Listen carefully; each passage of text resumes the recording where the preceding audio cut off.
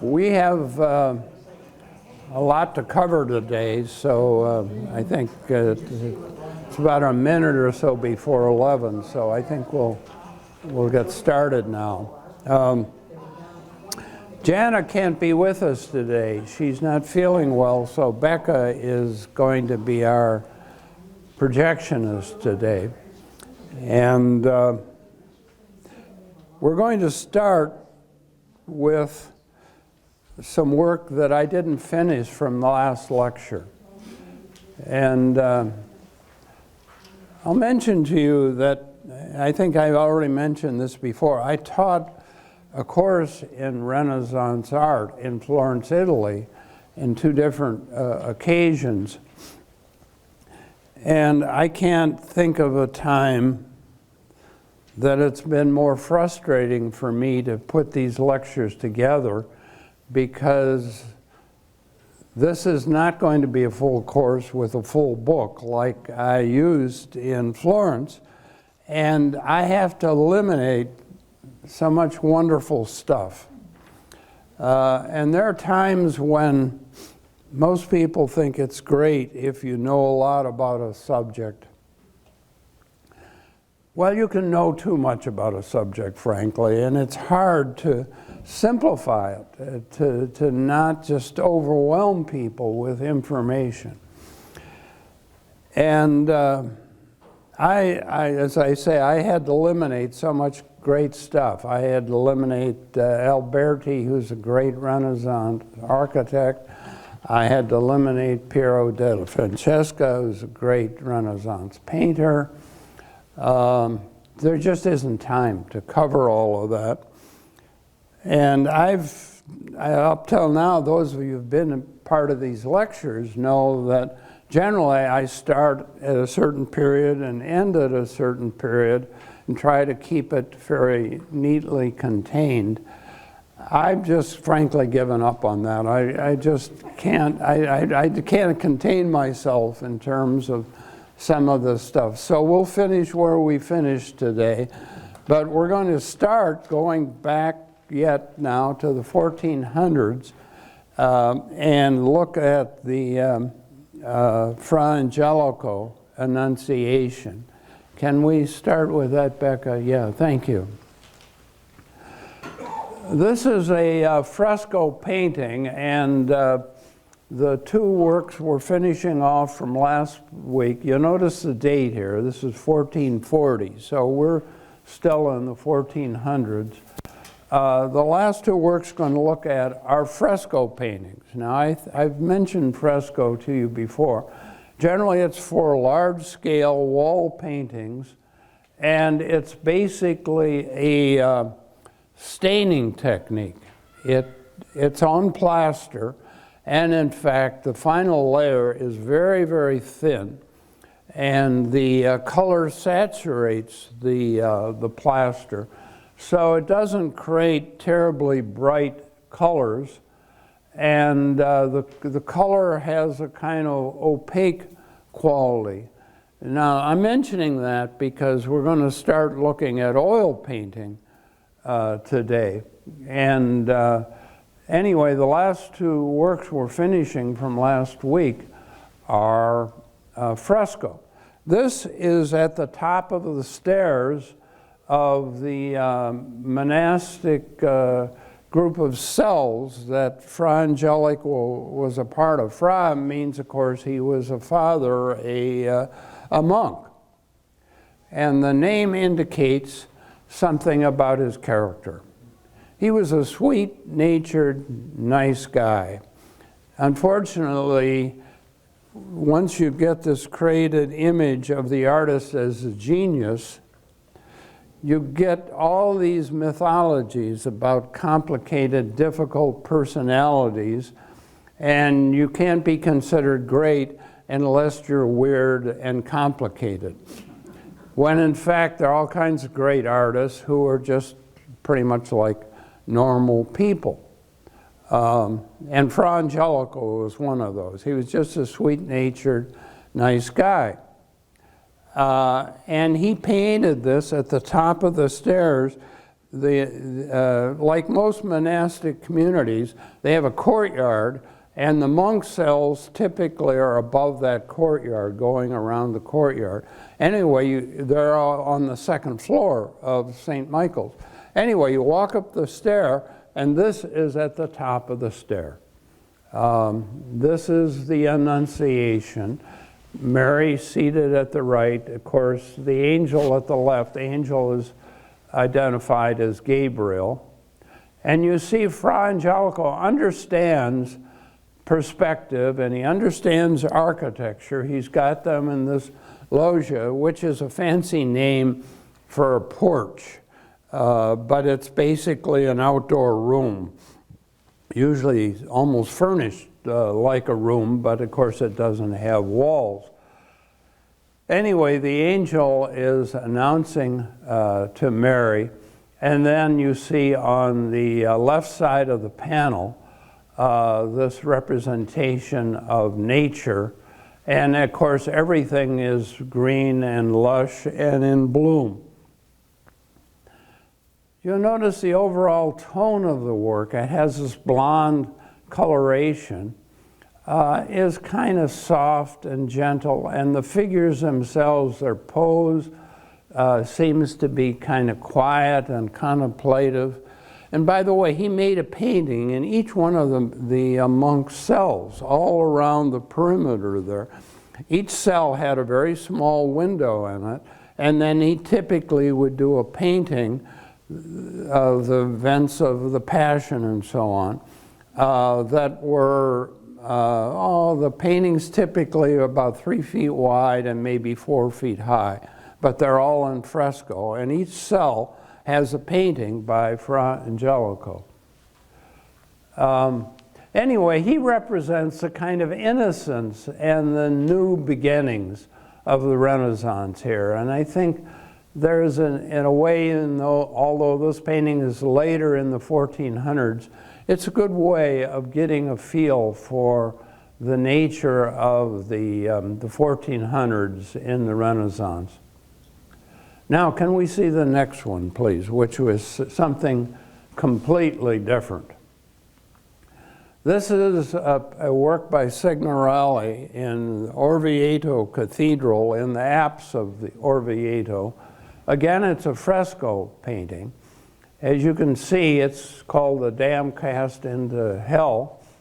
This is a painting that was rather influential to an artist like Michelangelo. And it represents not only the spiritual condition that we see here, but in fact he's using this theological premise as a way of simply showing off his knowledge of anatomy. And the early Renaissance was absolutely fascinated with human anatomy. They looked for opportunities of representing the body without clothing because they were really fascinated with anatomical structure. And this is a fairly early work representing that fascination with anatomy, and it has a quality about it that is typical of these early anatomical works. They understood muscle definition in the body, but they really didn't fully understand how the body works in terms of muscle dynamics.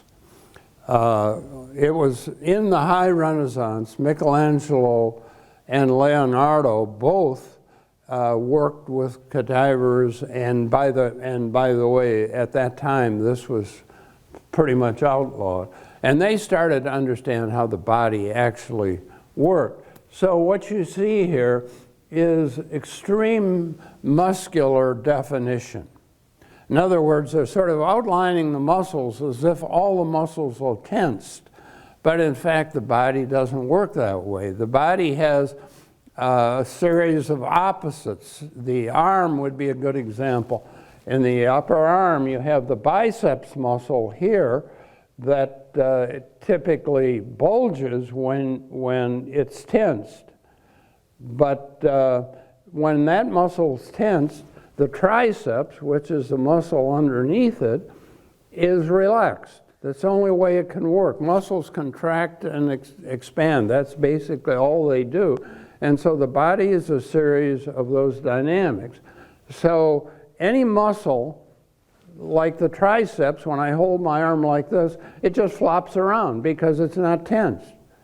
And so it looks like fat, but it's not fat. It's muscle tissue that can be tensed. And so the body is a complex set of dynamics between this part tense and this part relaxed. And if you look at the anatomy here, it looks like everybody's muscle is tensed. It's a way of trying to show that level of understanding of the body. And you can see how there's a darker side to the Renaissance as you see it represented in this kind of subject matter. You want to keep in mind that although the Renaissance, we think of it in a kind of buoyant way that we just saw in the last image by Fra Angelico, is a troubled time. There are all kinds of wars going on between Florence and Siena and other important city-states, and the political structure is somewhat unstable. And so in this new birth time, you also have this kind of troubled quality, and you see it pretty evident here. But image like this is what interested Michelangelo, because the posture of the body becomes expressive to him. These figures do not have faces representing individuals. They simply are body types that represent a certain expressive kind of confusion and agony here. Now, can we go to the next one, please? Now we're moving into the 1500s, and now we're starting to look at a work by Leonardo. As I've mentioned before, the images you see on the screen here are not quite the same thing as the real works themselves. The colors get diminished, and the depth of the color doesn't show up very well here. But the last two works I showed you were both frescoes. This is an oil painting. Leonardo was one of the first ones to bring oil painting into southern Italy. The Venetians picked it up more quickly because, remember, it had been developed in northern Europe, Venice being northernmost in Italy. They started to pick it up. And also because fresco didn't work very well in Venice because it was kind of a damp climate.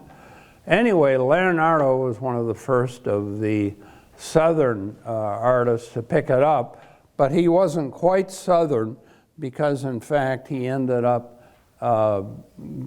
going up to Milan and working up there. And this particular painting probably was done in Milan. As I say, this particular one, there are two versions of the same painting, and I can never remember which one I'm looking at. But in any case, it's an oil painting, and what oil allows us to do is create deep, velvety sort of shadows and a much better atmospheric effect. So that, for instance, Leonardo, in this particular painting, is trying to fully investigate this new medium, and he creates a scene that allows him to give us foreground. Apparently my buttons were not working here. I was hoping to, I guess our battery's out on our button. But anyway, you notice the foreground. It's called Virgin of the Rocks, and of course, it doesn't represent any explicit scene from the Bible.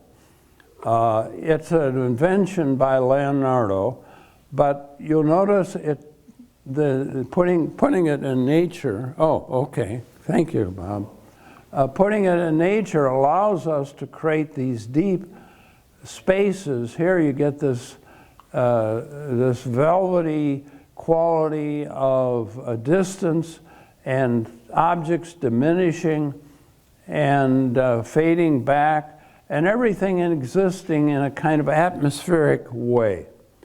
You notice background played almost no role in the Signorelli that I just showed you.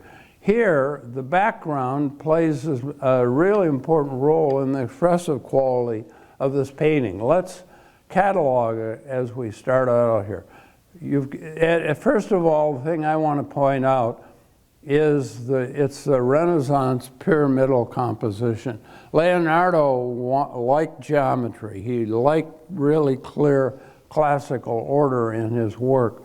So most of his work has a pyramidal composition. You have Mary. She has her hand on John the Baptist's shoulder here.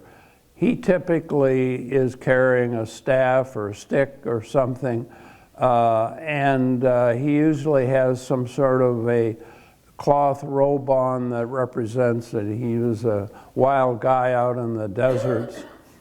Then you have an angel off to the far right here, and then you have the Christ child, and you notice he has a halo. Mary has a halo. John has a halo. I can't see if the angel does or not. But in any case, Mary puts her hand like a blessing over the Christ child. And notice Christ is using the two-finger blessing thing for John. And it looks like John is sort of seeking a blessing from the Christ child. Anyway, it's a pyramidal composition, but when I say pyramidal, I don't just mean triangular. I mean a full pyramid. In other words, it's fully spatial, so that the Christ child is furthermost towards us in this composition. And then we move back toward Mary's head represents the peak of that pyramidal shape. And you notice they're surrounded by all of these natural forms which create the possibility of rich textural presentation. So you have these very powerful, massive rocks that are very irregular and jagged. You have nature in the foreground, and he really carefully studied plants and started to draw them directly, and so he's totally fascinated by nature, and almost all of his paintings include some sort of a plant, things like this in it. So it becomes a study of contrast in textures, in complexities of space, complexities of pose, and above all, complexities of technique, unfortunately, that I don't think you can see very clearly in this. Oil painting, because the carrier is linseed oil, dries very slowly. Linseed oil takes months to dry. And so you can put layer on top of layer on top of layer. Each layer is a very, very thin layer with a little color in it. These are called glazes. And why you do that is the light can penetrate through those layers after the painting dries and reflect back. And you get a kind of luminous depth to the painting that you can't get with tempera or fresco, and unfortunately doesn't always show up in these particular reproduced images. Now can we see the next one, please?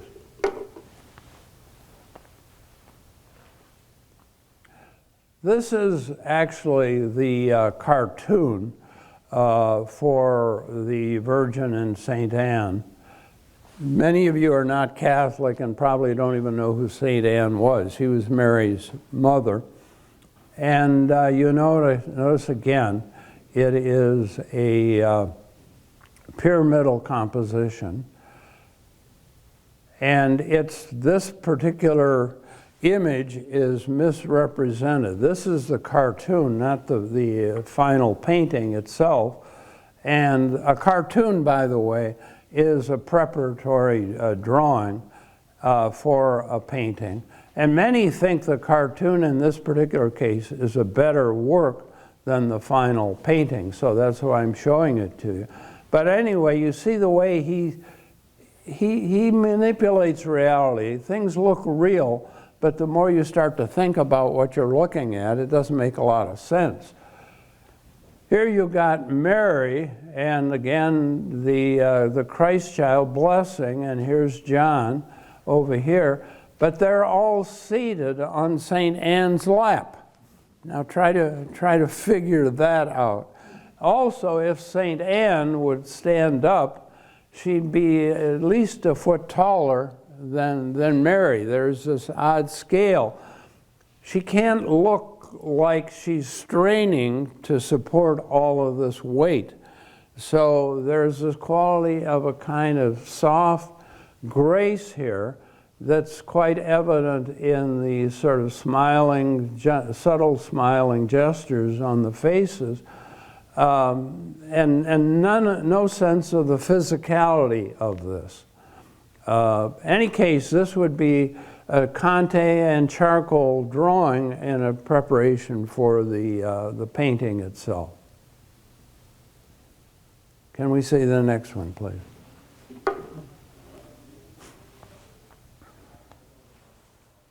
This, of course, is the famous Last Supper. This painting has just been cleaned, and the colors show much brighter now.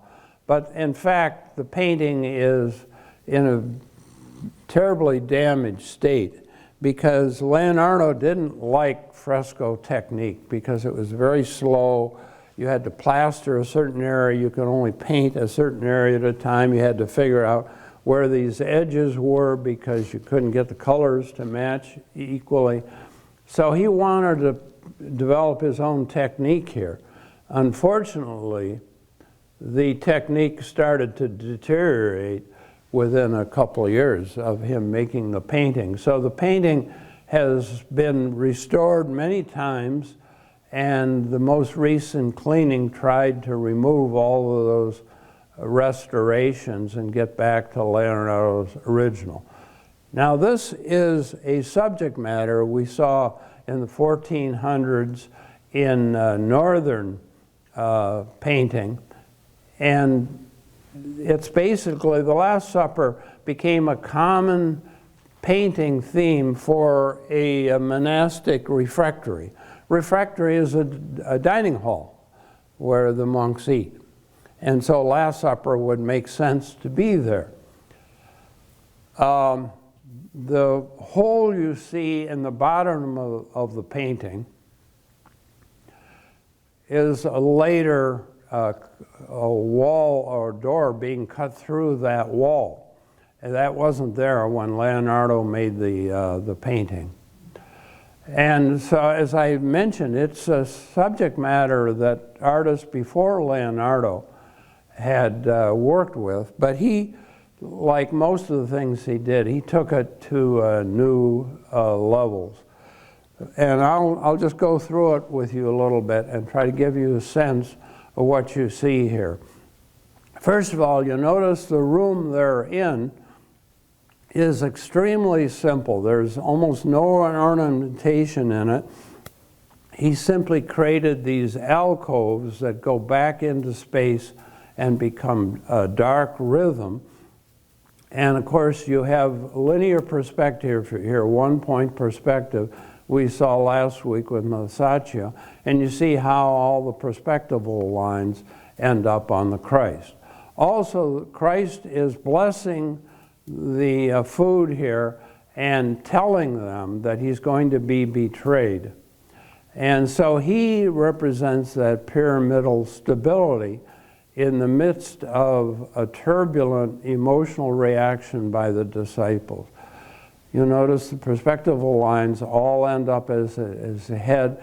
You can't see it very clearly, but there's an arched ornamentation over that window behind him.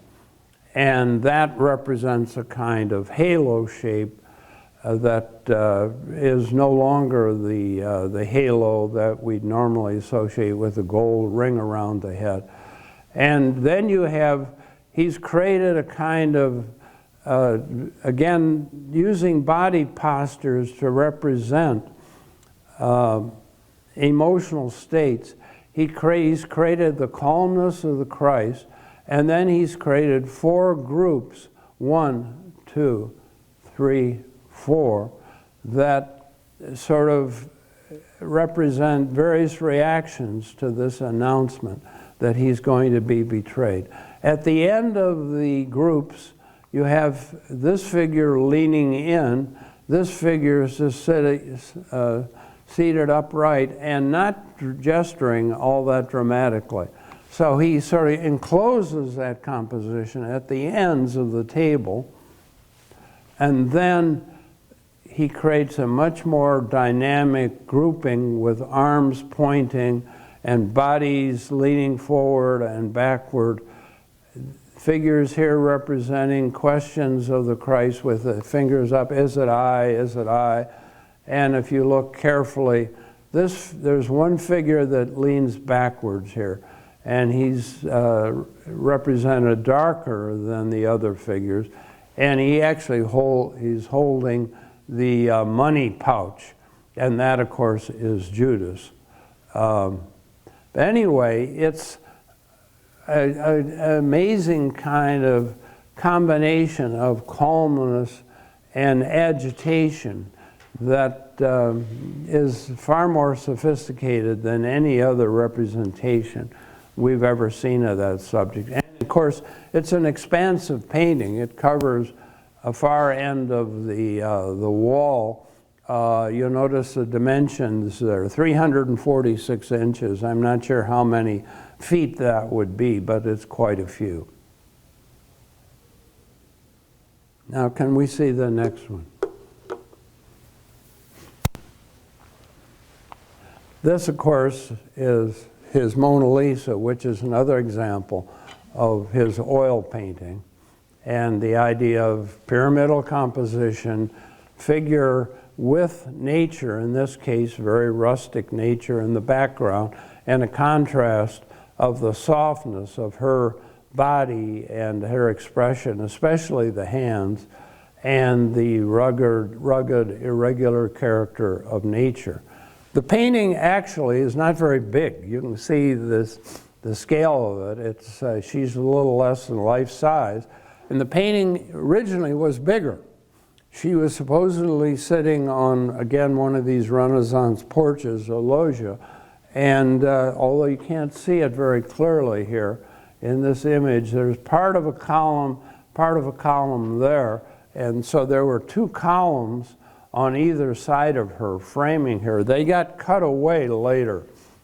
This is a painting that pretty much represents the way Leonardo worked. He was very, very slow. He almost never completed a commission on time, and some of them he never completed at all. This painting he took up with him to Milan. I think he started it in Florence. He probably represents one of the Florentine aristocracy.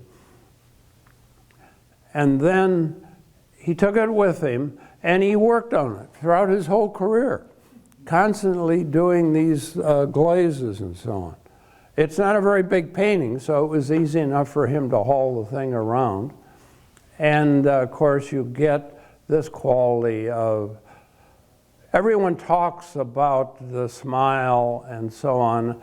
I find that less effective myself than the hands. I think the hands are just extraordinary. There's a kind of soft grace about them that communicates almost everything I think that the painting has to say.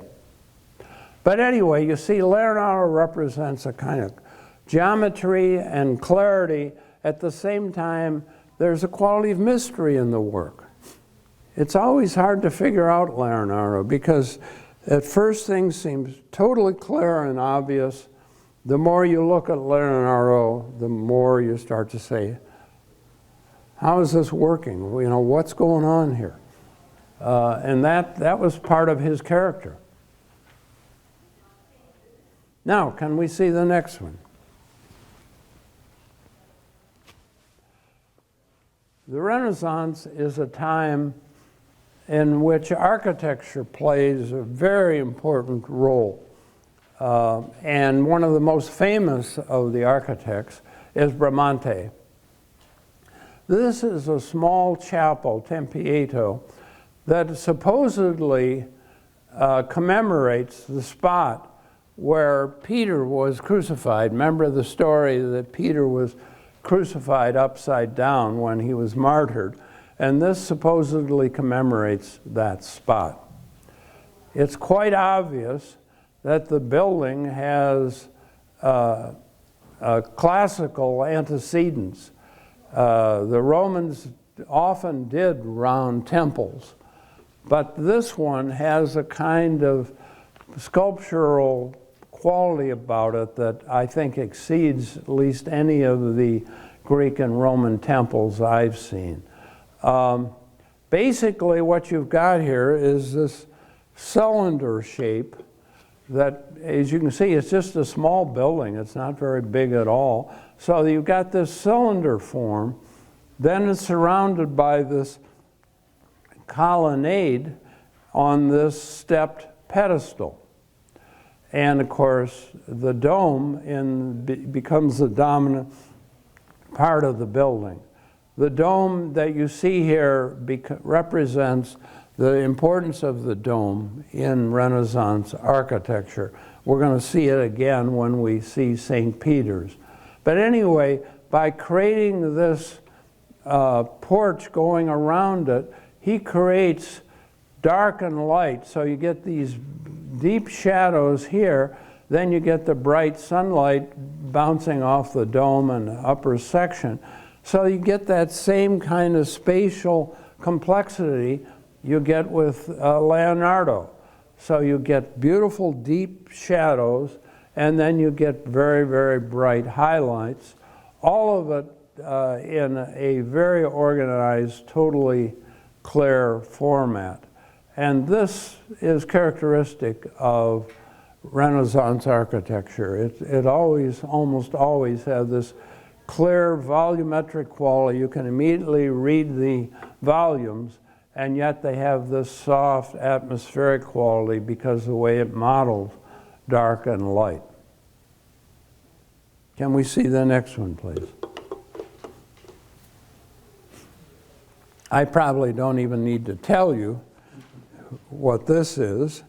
The first thing to be said about the David is most people have seen it only in reproduction and don't realize the scale of the piece. It's huge sculpture.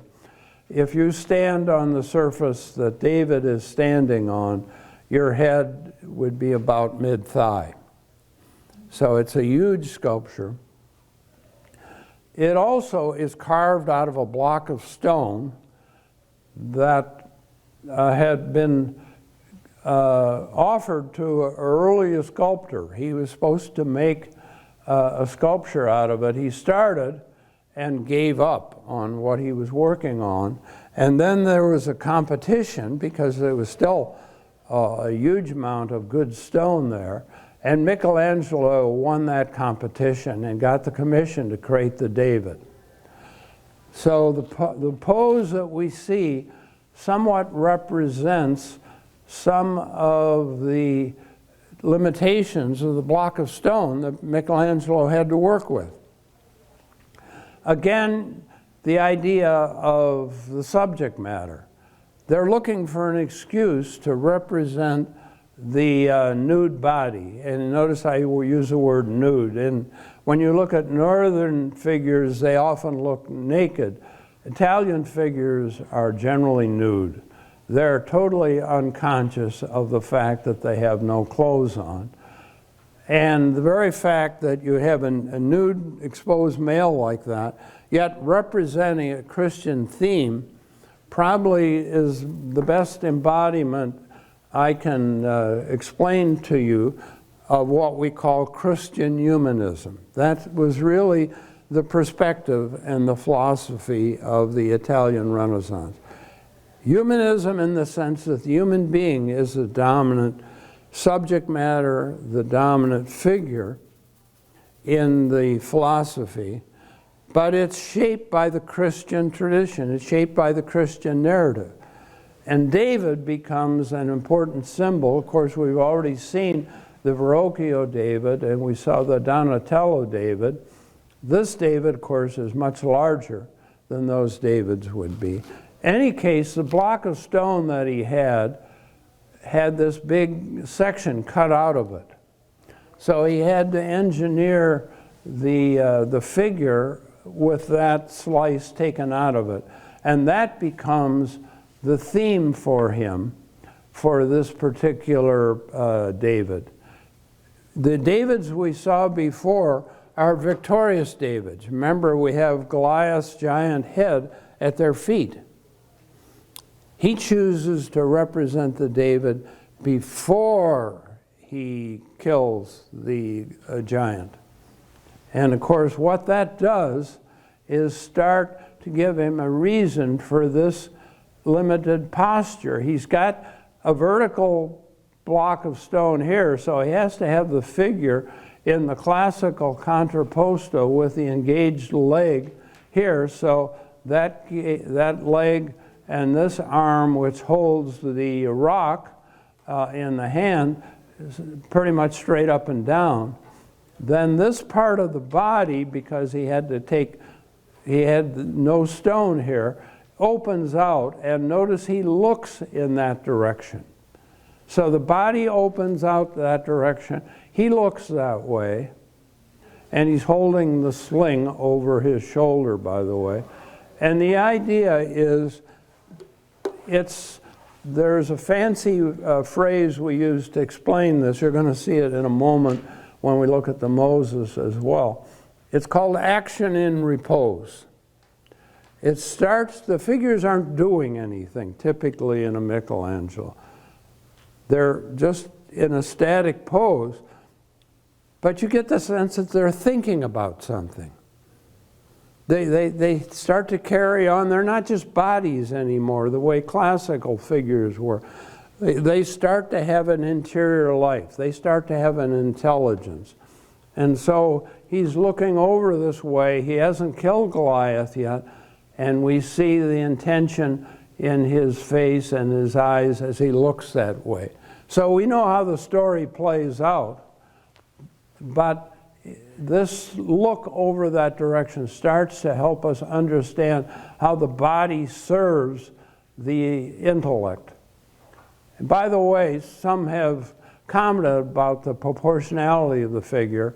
The scale of the head, the scale of the hands, the scale of the feet indicate shapes that are a little disproportionate to the young male figure that you see represented here. And notice that David is represented as a more mature body than we saw with either the Donatello or Verrocchio.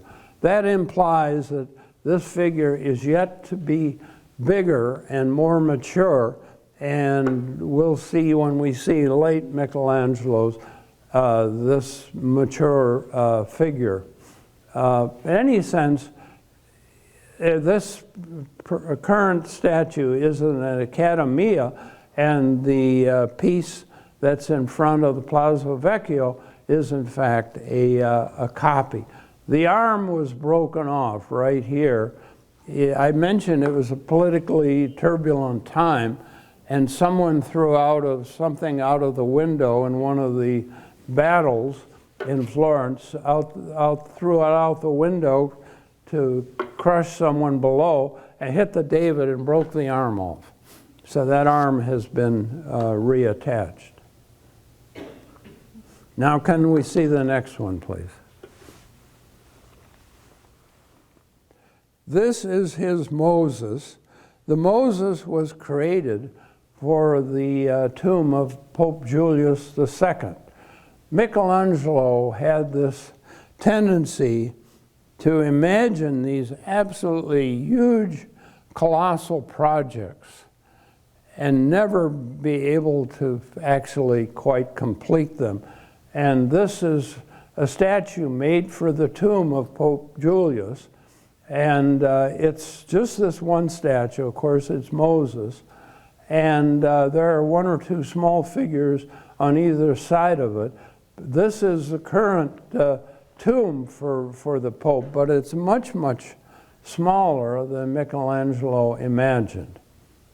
Now you can see that David figure in a mature body type.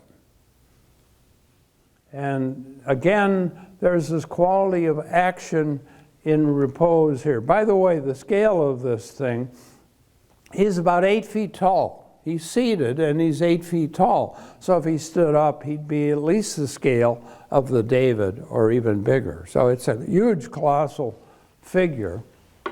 And notice he's holding tablets here.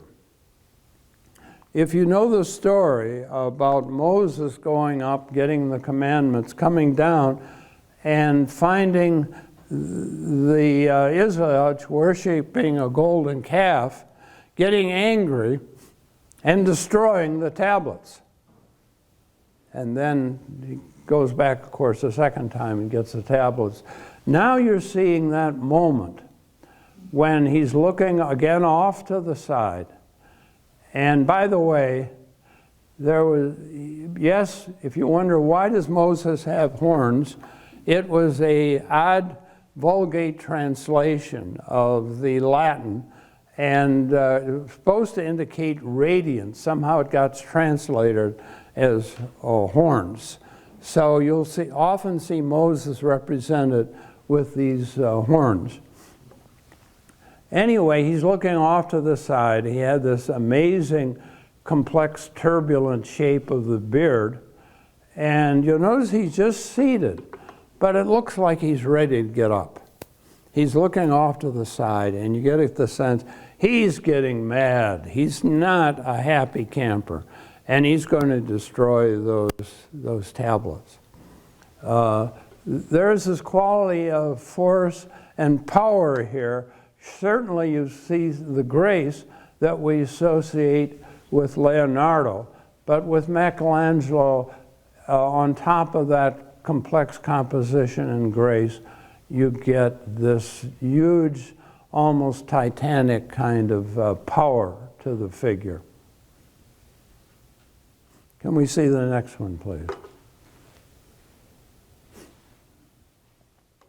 This is one of the slave figures that he created for the Pope Julius tomb.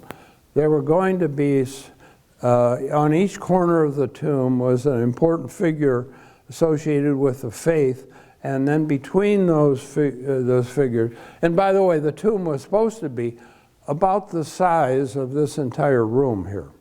It's supposed to be colossal in size. It was a building, not just a sculpture. Anyway, Moses is on one corner. There were some other figures on other corners. Then he created a bunch of these slaves that represent a kind of bondage of the human race to its mortality. And this one represents kind of the way he carved.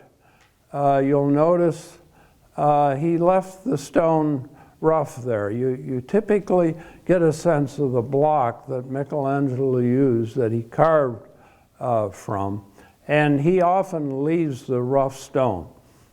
And of course the figure has this muscularity that we associate with Michelangelo. And in this case, because the figure is bound and it's looking up, you sense the intention of the figure to try to break free of these stone bonds that he's part of.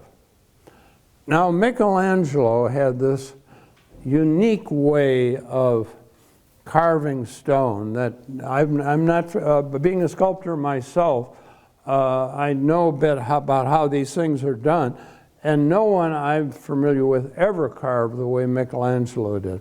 Most of us have to carve all sides at once because sculpture is a three-dimensional art form.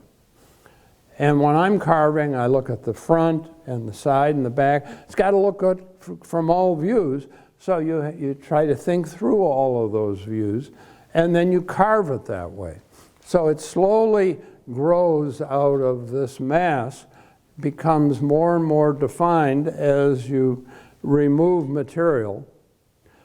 But it's all sort of judged by all views at once. He didn't carve that way. He got the block. He had such a complete conception of what he was making. He didn't need to look at the side or the back of it. And he just started going straight through and knew exactly when to stop in this shape or this shape. And just when we see some of these other slaves, there's one of the figures of St. Matthew that he carved, and you can see how he just went halfway through the block, and he never did get a chance to finish it.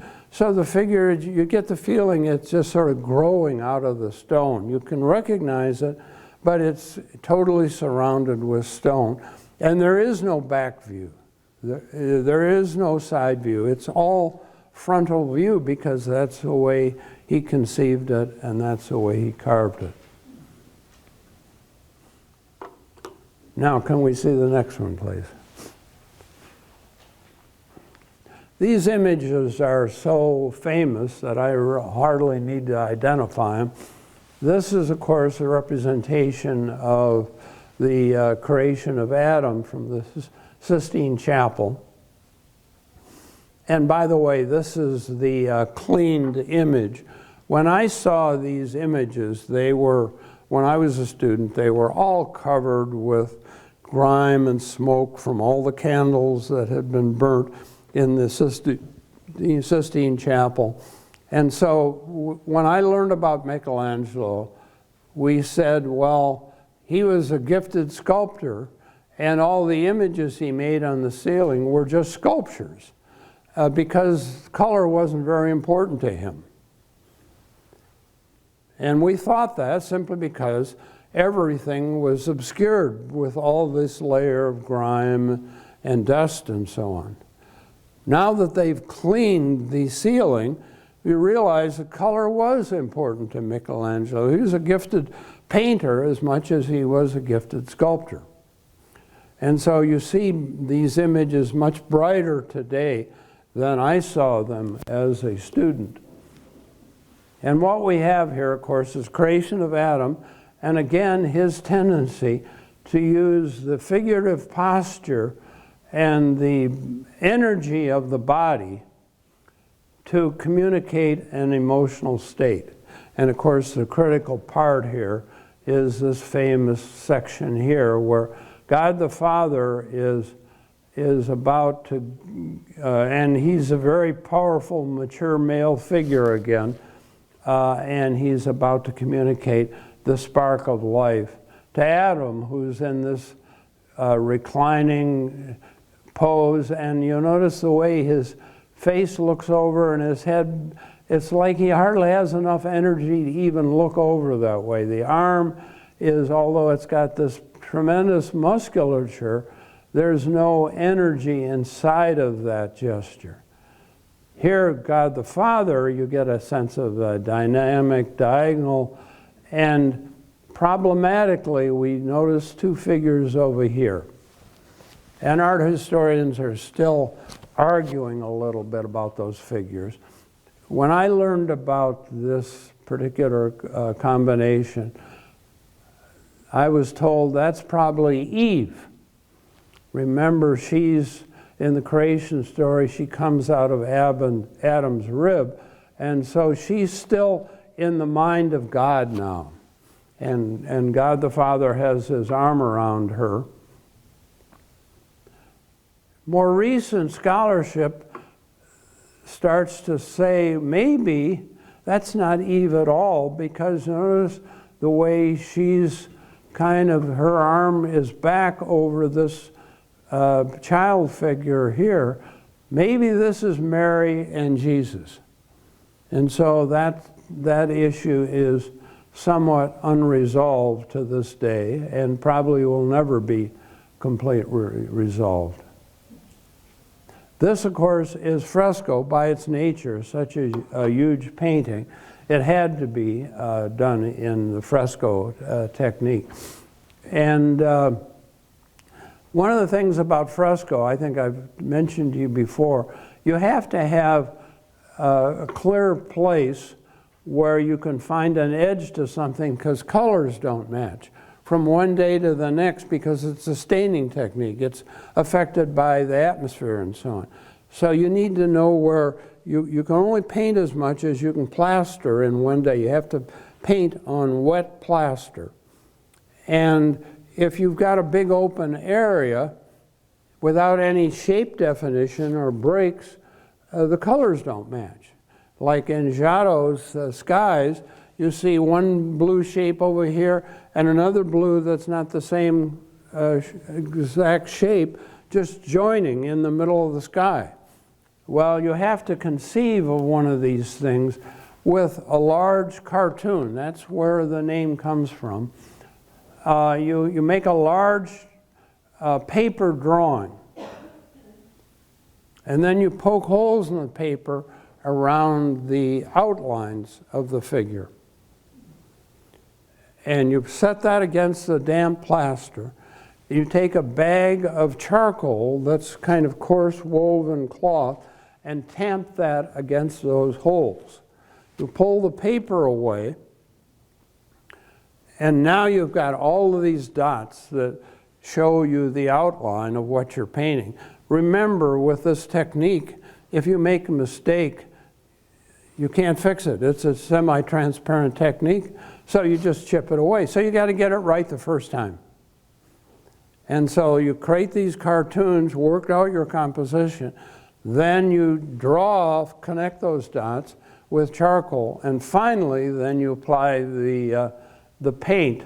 And of course he's doing this all upside down in a scaffold about 60 feet off the floor.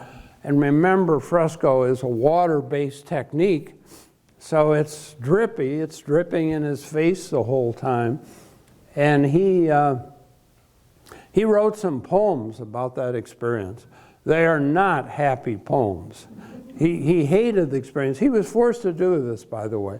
He ran away from the Pope. The Pope had to send an army after him to bring him back to force him to do this thing.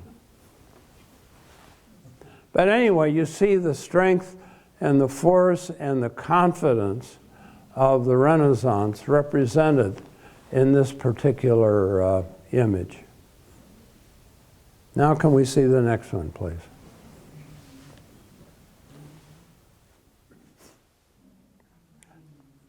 There is a kind of trinity in the Renaissance.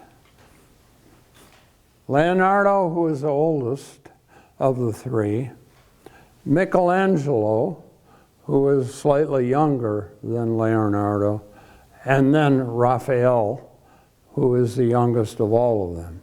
This painting is the School of Athens by Raphael. It's in the papal apartment, which is right next to the Sistine Chapel. Some of you have been there and have been able to see this. Again, it's a huge painting, and it's a fresco. Raphael is normally thought to bring in his work the grace that we associate with Leonardo and the strength and energy we associate with Michelangelo. In this particular work, it shows you the painters of the time were also sort of connected to schools of philosophy and regarded as among the brightest people of the age and highly, highly educated. So this represents the entire Greek Platonic school. And you'll notice, first of all, it shows us that quality of Renaissance architecture. This grand, magnificent building we see represented here with the dome shape in the middle there. And that sort of reminds us almost of the interior of St. Peter's. And then you have the two major schools of philosophy represented in the center of the painting. Again, notice the composition has a sort of semi-pyramidal character to it. On this side, you get Plato. And by the way, that's probably a portrait of Leonardo da Vinci. And Plato is gesturing upward. Remember, he represents idealism, the idea of a perfect world.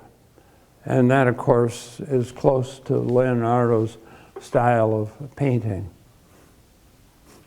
The figure on the right is more pointing downward, and he represents Aristotle, who is a more pragmatic philosopher, a philosopher who cared about this world and the way we manipulate and organize this world.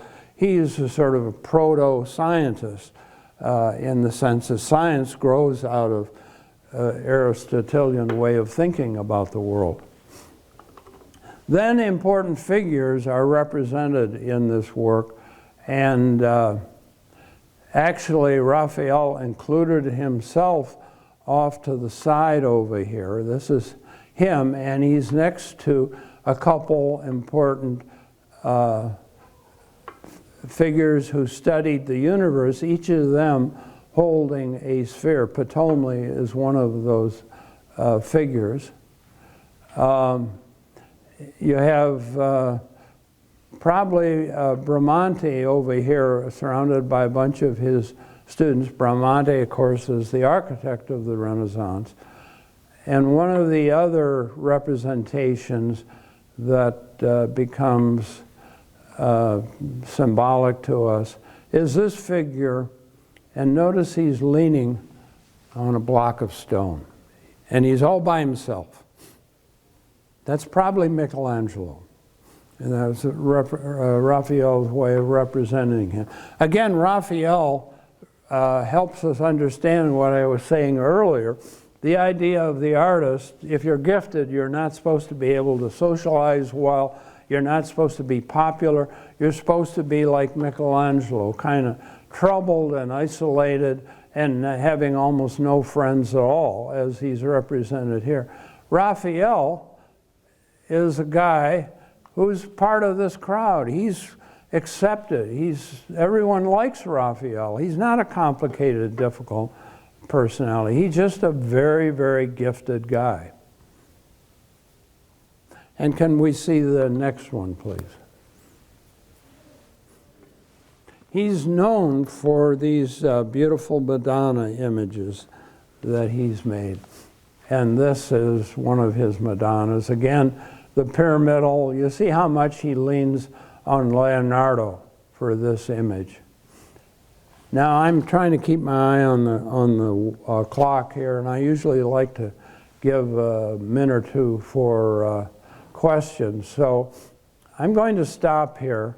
We haven't gone anywhere near through our whole list, but as I've mentioned to you, I'm just going to forget about the list. We're just going to talk about this stuff as we see it. Can I help any of you with questions? Yes? Did they paint all these nature things from nature, or did they just kind of make it up? A little of both. Leonardo did all kinds of direct observation. We know that because we've got his sketchbooks, which show us all of his sketches of these things. But I think it's a little of both. The whole issue of these paintings, did they use models or did they create these figures from imagination. Well, we, of course, aren't there to know for sure. Imagine the School of Athens. If you try to do something like that for models, they kind of create these things out of their head as much as anything, I think.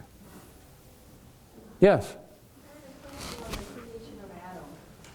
I noticed under Adam there's a hand underneath where he's sitting that I've really never noticed before. What do you think that is? Who do you think that is? Oh, are you talking about the arm coming below him? That's part of another one of the panels, and I can't even remember which panel that would be. Remember, the Sistine Chapel is a series of panels that go down the whole length of the chapel. It's a huge space. And then there are all kinds of figures on the side. And each panel sort of leads into the next a little bit to create a more unified composition. You start with the drunkenness of Noah, which is an odd way to enter into a chapel. And you go down, and as you get to the other end of the chapel, you get the creation of the sun and moon and separation of darkness and light. Anything else I can help you with? Yes? This is just a comment. Right in the middle there, you showed a picture of a chapel in Rome, Italy, 1502. The round... Yeah, Tempietto, yeah. Yeah, and I was looking at theirs. And all of a sudden, I thought it was a picture. You thought the chapel was... This whole painting. Uh-huh. It wasn't a painting, but I thought it was a picture, you know, I'm not sure if I understand what you're saying, Ray. camera. Oh, you thought it was a photograph? Yeah, photograph. Oh, And I said, okay. well, they didn't have photographs back then. No, definitely not. No, there's an odd quality of Renaissance realism that seems absolutely real, and the more you investigate it, you realize it's all made up. It's in the artist's head. It looks believable, but the real world doesn't quite work that way. Again, that kind of tension between the fallenness, the brokenness of the real world that Michelangelo represents in these huge muscular bodies that have this huge weight and gravity to them.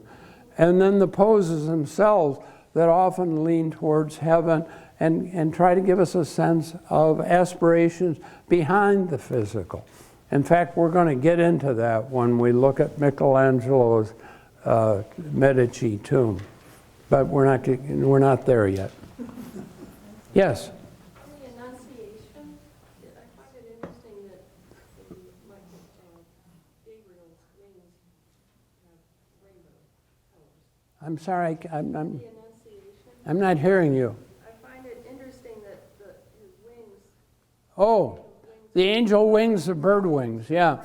The early representation of angels were like that. Their idea of beautiful wings, of course, came from birds. So they don't, typically in the Renaissance, they have these beautiful colors on the wings. They generally aren't white wings the way we think of them. Yeah. Is that why he put the fence, do you think, in the background? I wonder why he wouldn't have left the nice nature, but then the wings wouldn't have shown up as well. The whole idea, of course, is the monks, this is at the top of the stairs, they're going to their cells, and to see Mary there is to sort of sacralize that space and get them into this worshipful mood as they go to their cells. Yes, Gail? The bar that's going around, that's connecting the pillars, almost like a rectangular shape, does that represent anything? I'm sorry, my hearing aids aren't, I'm not hearing you well, Gail.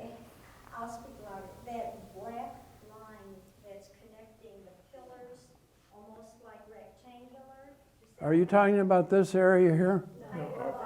Above the heads. Oh, Does that represent anything? yeah, these buildings, many of these buildings require tie rods to hold the structure together. That's simply, it's a iron, and they of course they didn't have a technique for creating, steel was a semi-precious metal in the Renaissance. And so they can't use a lot of it. The idea of making a building like a skyscraper out of steel was totally foreign to them. It's like making a building out of solid gold to us. Anyway, those are tie rods that hold that structure together. So that would have been, And they also are used as a kind of framing device, as you can see. Yes? Anything else I can help you with? Now, my ride is going to be leaving in a couple minutes, and so I've got to close this up. Thank you for coming. We'll keep carrying on with the Renaissance, no matter how long it takes us.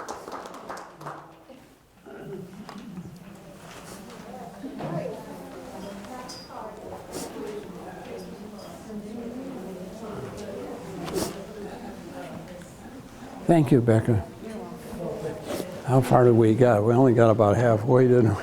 No, actually, you only had 2 left.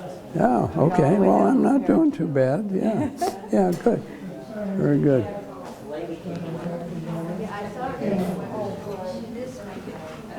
Thank you, Bob. You're quite welcome. Thank you. Let's see, you need this back. Very interesting. I was glad to see that. I've seen most of those.